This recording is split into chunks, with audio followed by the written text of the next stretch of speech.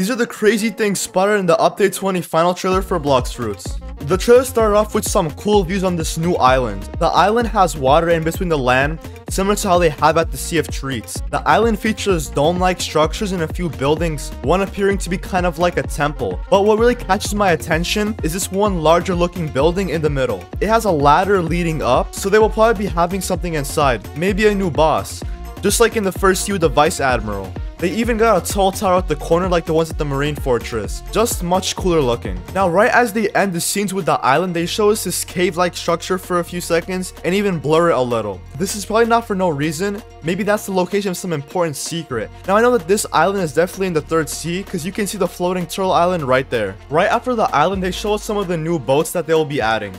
The first being this bigger boat floating in the water. But right after, they show us a similar boat, but this time having rocket boosters, a cooler looking paint job, and freaking wings. A literal flying boat. Them ships from the ship raid don't know what's about to hit them, unless they can fly too. The boat right after this is a much smaller one. That reminds me of the Enforcer boat from the Fast Boats Game Pass. I mean, it also has one seat, so probably gonna cost Robux too. After that boat, they got another boat, which looks blue and has a fish in front of it. Now this next one really looks cool. It's small like the Enforcer, has one seat, but literal angel wings in the back that flap. And it flies too. Appears to be moving pretty fast as well. Zeola's showcased a little more of one of the flying boats, and what's pretty cool is that it can literally go higher. Now I wonder if you can fly over the islands. Imagine. After the boats, they show us these cool moves from the new music fruit. I mean, these effects are just epic. Imagine having an entire disco party while destroying players or NPCs. The music makes them lose control. Instead of taking knockback normally, he takes it upwards, forcing him in the air. I've got to say, they really did a good job on these effects. So colorful and epic looking. It probably does a lot of damage too. Reminds me of when fireworks fail and end up exploding on the ground instead. They also show us this building with water leading up to the door, and then show us a glimpse of what seems to be inside. Is that a chair? Now we also got a new sea beast. I don't know if they're gonna keep the old one or fully replace him with this absolute beast. I can barely see him and I really feel the strength. Since they did say from deep within the sea, a new threat arises, kind of makes me think that they're going to be adding this as another sea beast instead of a replacement. But we're just gonna have to wait and see. We also see how big this beast actually is. Pretty sure this is a Leviathan. Look how large and long the tail is. Pause. Just listen to the roar this monstrous beast makes. So after the cool trailer, Zelos is seen first mentioning their new scroll system. To summarize everything about that, there's basically new sea events. Once you do them, you get certain materials that you can then use to craft scrolls and use scrolls to upgrade or enchant your weapons with. He goes to an NPC at one of those new islands we see and he interacts with it. He then has the option to enchant swords or guns. He picks swords and then selects reroll, where he has multiple different scrolls. He specifically picks mythical scrolls since his sword is also mythical, which implies that to enchant your weapon, you need a scroll for the specific rarity. Hits confirm and gets this cool looking animation and a list of all the buffs he gets for the weapon.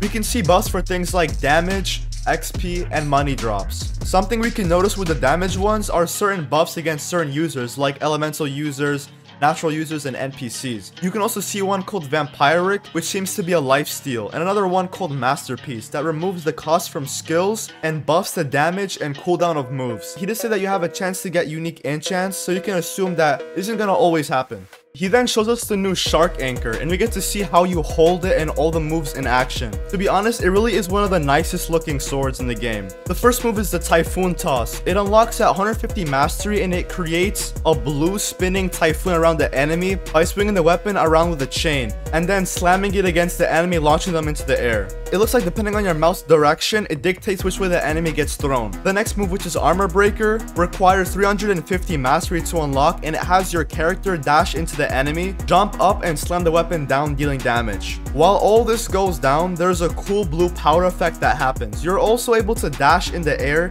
aim at your enemy, and then dash down with an attack as well, which makes this move more flexible and better. You may have not noticed, but sometimes when he does the final blow to the enemy, it shows a blue anchor symbol on the ground. Here comes my favorite things from the trailer. The new fighting style, Sanguine Art. The first move is 125 mastery and it's called Bloodbane Drain.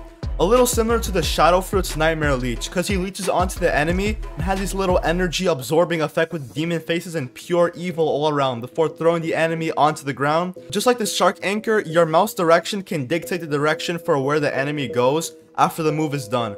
The next move that we got is called Scarlet Tear, which needs 250 mastery to use and basically scratches the enemy with this cool scratch effect and leaves a mark on the ground for a bit. Same rule with the mouse direction applies. And the last move we see is Devourer of the Worlds, which requires 350 mastery. You can hold it then let go when aim at the enemy, and it sends a little demon looking attack and leaves extra orbs around the player, which then attacks them too.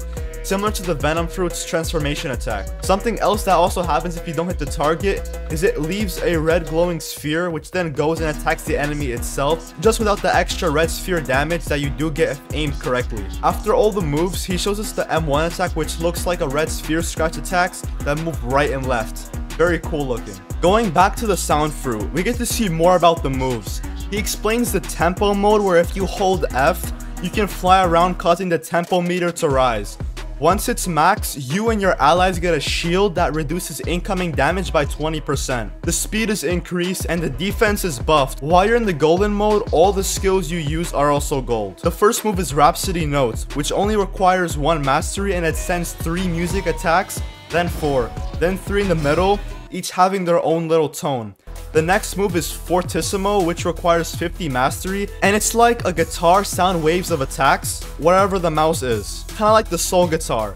After that, we see Symphonic Radiance, which is 100 mastery and creates a spinning disco ball that randomly shoots out attacks to anyone around it, ending off with 1 stronger blow. Even if the enemy tries running, they still get hit with damage. After that, we see Glorious Harmony unlocking at 250 mastery. Holding it causes this music power effect to go around you, but the moment you let go, it sends a bunch of crazy attacks in that direction, then 1 final blow, with this music symbol on a ball of glowing moving energy. The last one is the F ability that we saw, which has you fly around.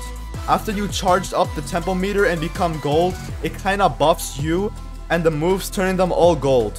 The more you attack, the more your tempo meter fills up, which is overpowered.